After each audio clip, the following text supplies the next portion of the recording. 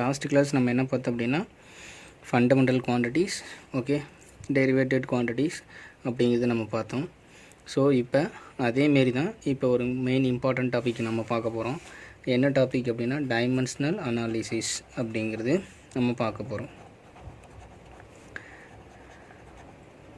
இந்த dimensional analysis வச்சு என்ன பண்ணுறோம் அப்படின்னா, ஸோ உலகத்தோடைய அத்தனை ஃபிசிக்கல் குவான்டிட்டியோட பரிமாணங்கள் தான் நம்ம என்னென்னு சொல்கிறோம் அப்படின்னா ஸோ டைமென்ஷனல் அப்படிங்கிறது நம்ம சொல்லியிருக்கோம். ஸோ இதை பேஸ் குவான்டிட்டியோட பவரை ரைஸ் பண்ணி ஒரு ஃபிசிக்கல் குவான்டிட்டிக்கான டைமென்ஷனல் கிடைக்கிறதுக்காக தான் நம்ம இதை யூஸ் பண்ணுறோம். ஸோ இப்போ பேசிக்காக எல்லா ஃபண்டமெண்டல் குவான்டிட்டிஸ் என்னென்னு உங்களுக்கு தெரியும். ஃபஸ்ட்டு லென்த்து, அடுத்தது மாஸு, அடுத்தது டைமு, அடுத்தது current, electric current, and temperature, அடுத்தது luminous intensity, luminous intensity, luminous intensity, அடுத்தது amount of substance.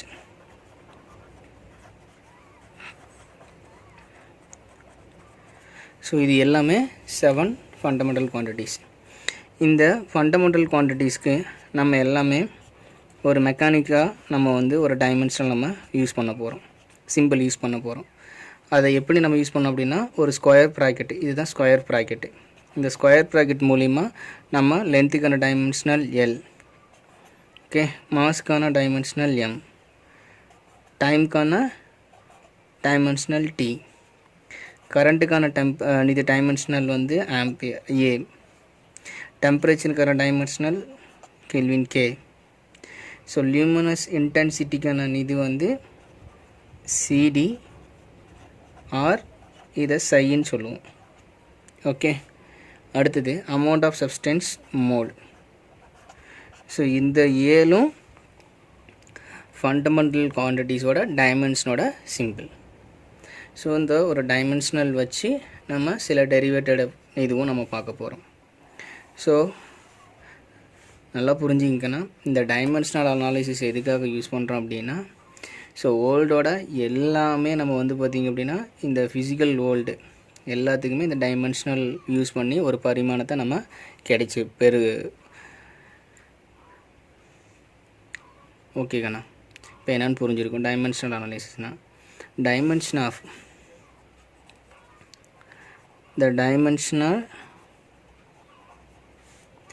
dimension of a physical quantity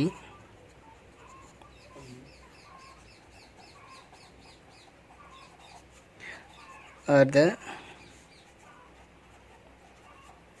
powers to which the unit of base quantities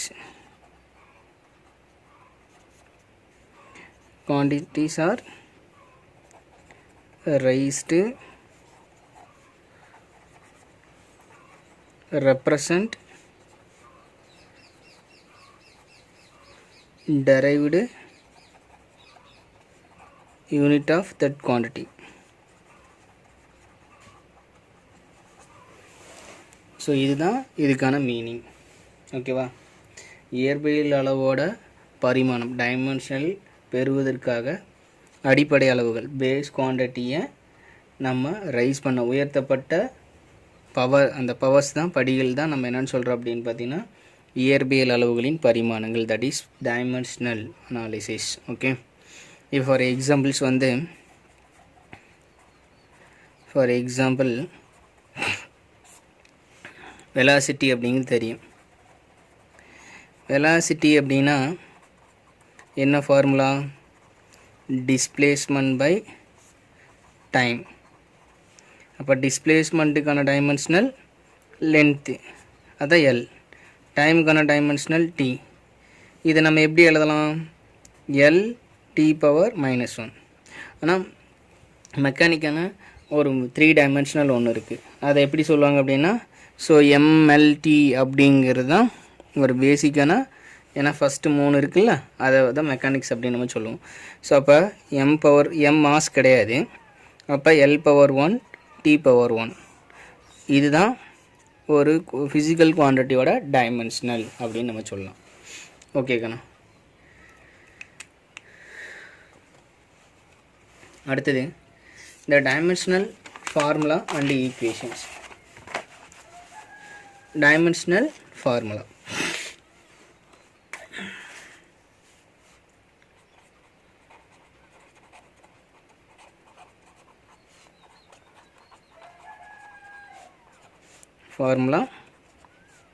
and equation.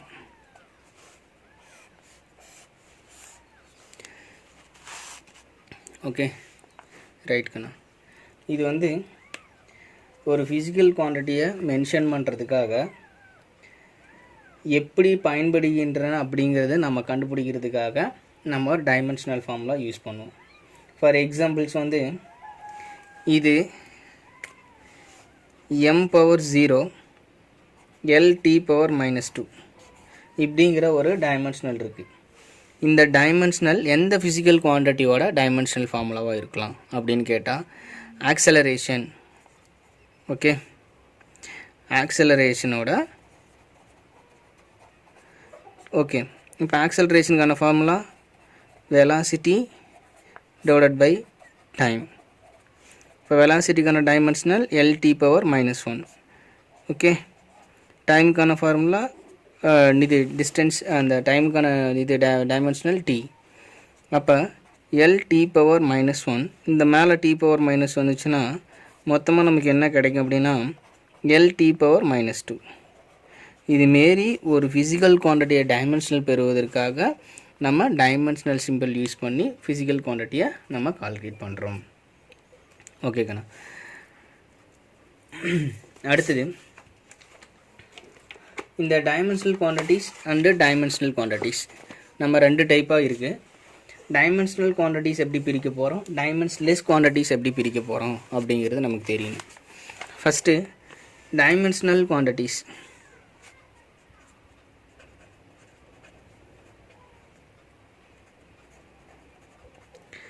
Dimensional quantities இதில் நமக்கு 2 இருக்குது. Dimensional variable, dimensional constant. ஓகேவா, dimensional variables, இன்னொன்று வந்து dimensional constant. இப்படி இருக்குது. First dimensional variable. First நம்ம இதை பார்க்குறோம். டைமென்ஷனல் வேரியபிள்னால் physical quantity which possess dimensional and have variable values. Okay கண்ணா. இப்போ என்னன்னா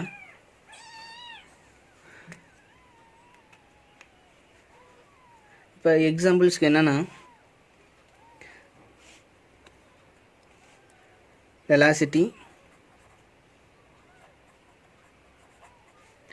length, acceleration. இதெல்லாம் வேரியபிள் ஃபிசிக்கல் குவான்டிட்டிஸ். இதெல்லாம் வேரியபிள் ஃபிசிக்கல் குவான்டிட்டிஸ். அப்போ வேரியபிள் ஃபிசிக்கல் குவான்டிட்டிக்கு நம்ம ஒரு டைமென்ஷனல் யூஸ் பண்ணுறோம்.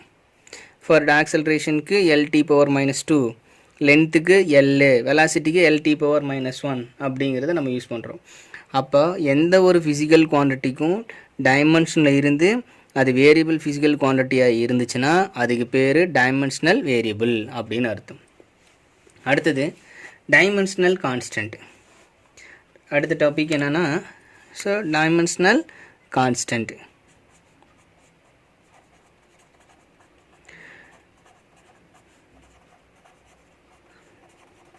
டைமென்ஷனல் கான்ஸ்டன்ட் அப்படின்னா என்னென்னா, இப்போ ஃபார் எக்ஸாம்பிள்ஸ் நீங்கள் படிச்சிருப்பீங்க கிராவிடேஷனல் கான்ஸ்டன்ட்,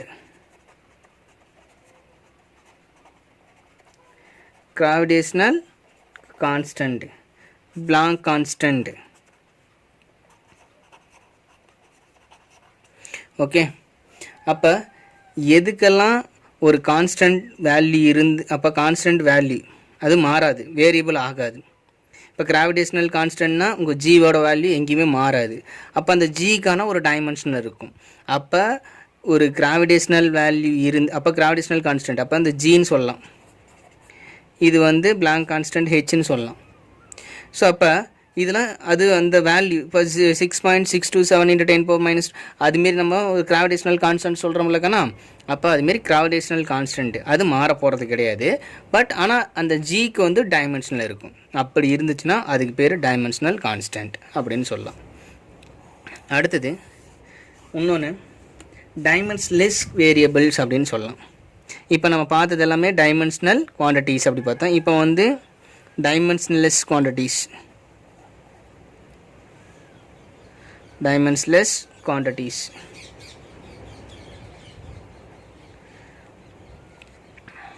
ஓகே, இப்போ இதில் ஃபஸ்ட் ஒன்று டைமென்ஷன்லெஸ் வேரியபிள்.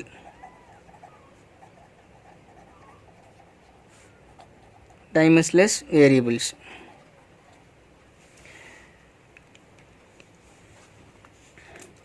எக்ஸாம்பிள்ஸ் என்னென்னா ஸ்பெசிஃபிக் கிராவிட்டி,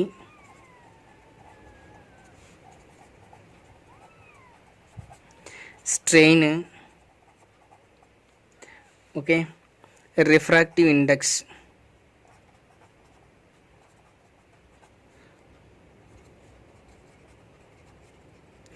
இதெல்லாம் இப்போ இது புரியறதுக்காக இது நான் சொல்கிறேன். ரிஃப்ராக்டிவ் இண்டெக்ஸ்னால் mu equal to sine i by sine r அப்படின்னு படிச்சிருப்பீங்க. இது வந்து இந்த மியூ வந்து ஏரில் ஒரு வேல்யூ இருக்கும், இப்போ வாட்டரில் ஒரு வேல்யூ இருக்கும். அப்போ இந்த மியூக்கு வந்து டைமென்ஷன்லெஸ் இருக்காது, யூனிட்டு கேன்சல் ஆகி போயிடும். மேலே sine I divided by sine R. இப்போ இதுக்கான நோ யூனிட், எந்த ஒரு ஃபிசிக்கல் குவான்டிட்டிக்கு நோ யூனிட்னு வருதோ அப்போ அதுக்கு வந்து டைமென்ஷன்லெஸ் கிடையாது. ஆனால் பட் அது வேரியபிள் குவான்டிட்டி. இப்போ அந்த மியூ வந்து மியூஆரோட இதில் வந்து பார்த்திங்கன்னா ஏரில் வந்து 1 இருக்கும். அப்போ மியூ ஈக்குவல் டு 1 ஃபார் ஏருக்கு, மியூ ஆர் கிரேட்டர் தென் 1 வந்து இது எதுக்கு இருக்குது அப்படின்னு பார்த்தீங்கன்னா வாட்டருக்கு. ஸோ அப்போ இந்த வேல்யூ வந்து மாறுது, அதனால தான் வேரியபிள் நம்ம சொல்கிறோம். ஆனால் அது பட் வந்து அதுக்கு டைமென்ஷன்லே இருக்காது. இப்போ சப்ஸ்டியூட் பண்ணலாம், ஆனால் பட் கேன்சல் ஆகி போச்சு அப்படின்னா அது வந்து அந்த குவான்டிட்டிக்கு வந்து யூனிட் இருக்காது, dimensionless. Okay, so that is call, இதுதான் வந்து டைமென்ஷனல் வேரியபிள் அப்படின்னு நம்ம சொல்கிறோம். அடுத்தது டைமென்ஷன்லெஸ் கான்ஸ்டன்ட்.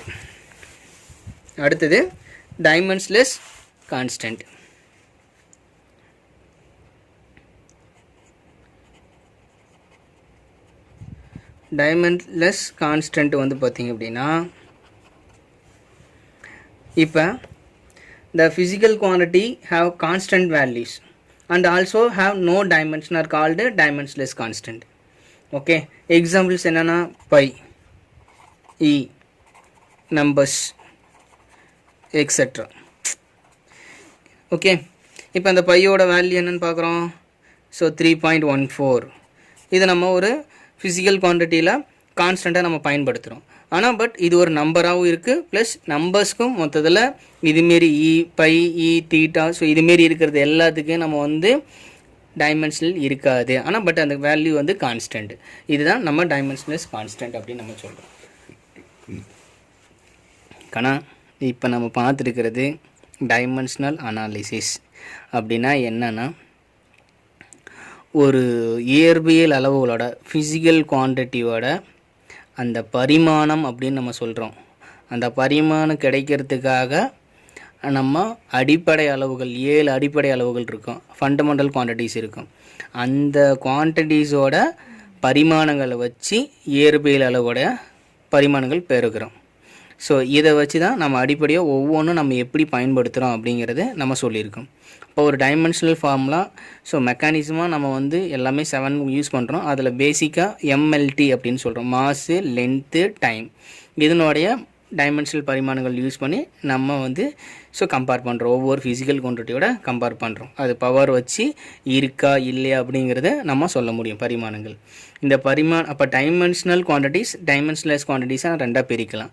டைமென்ஷனல் வேரியபிள் அப்படின்னா எந்த ஒரு ஃபிசிக்கல் குவான்டிட்டிக்கு டைமென்ஷனலும் இருந்து அது வேரியபிள் குவான்டிட்டியாக இருந்துச்சுன்னா அதுக்கு பேர் டைமென்ஷனல் வேரியபிள் அப்படின்னு சொல்கிறோம். டைமென்ஷனல் கான்ஸ்டன்ட் அப்படின்னா அப்போ எந்த ஒரு ஃபிசிக்கல் குவான்டிட்டிக்கு அப்போ அந்த வேல்யூ கான்ஸ்டண்ட்டாக இருந்து ஆனால் அந்த ஃபிசிக்கல் குவான்டிட்டிக்கு டைமென்ஷனில் இருந்துச்சுன்னா அதுக்கு பேர் டைமென்ஷனல் கான்ஸ்டன்ட். எக்ஸாம்பிள் கிராவிடேஷனல் அப்படிங்கிறது சொல்லியிருப்பேன். டைமென்ஷன்லெஸ் அப்படின்னா டைமென்ஷன்லெஸ் வேரியபிள் அப்படின்னு இருக்குது. For example refractive index mu equal to sin i by sin r நீங்கள் 10th படிச்சிருப்பீங்க. இதுக்கு வந்து நோ யூனிட்னு போட்டிருப்பீங்க. அப்போ அதுமாரி நோ யூனிட் வர எந்த ஒரு ஃபிசிக்கல் குவான்டிட்டியும் வந்து டைமென்ஷனில் இருக்காது, ஆனால் வேரியபிள் குவான்டிட்டி அது. ஓகே, டைமென்ஷனல் கான்ஸ்டன்ட் அப்படின்னா இந்த பை யூலர் நம்பர் அப்படிங்கிறதெல்லாம் நம்ம சொல்லியிருப்போம். ஸோ இதுமாரி இருக்கிறது எல்லாமே டைமென்ஷன்லெஸ் கான்ஸ்டன்ட். அடுத்தது ஸோ முக்கியமான ஒரு இம்பார்ட்டன்ட் கொஷின் என்ன கொஷின் அப்படின்னா பரிமாணங்களின் ஒருபடித்தான முறை, அதுதான் பிரின்சிபல் ஆஃப் ஹோமோஜெனிட்டி அப்படின்னு நம்ம சொல்லுவோம். Of dimensional principle of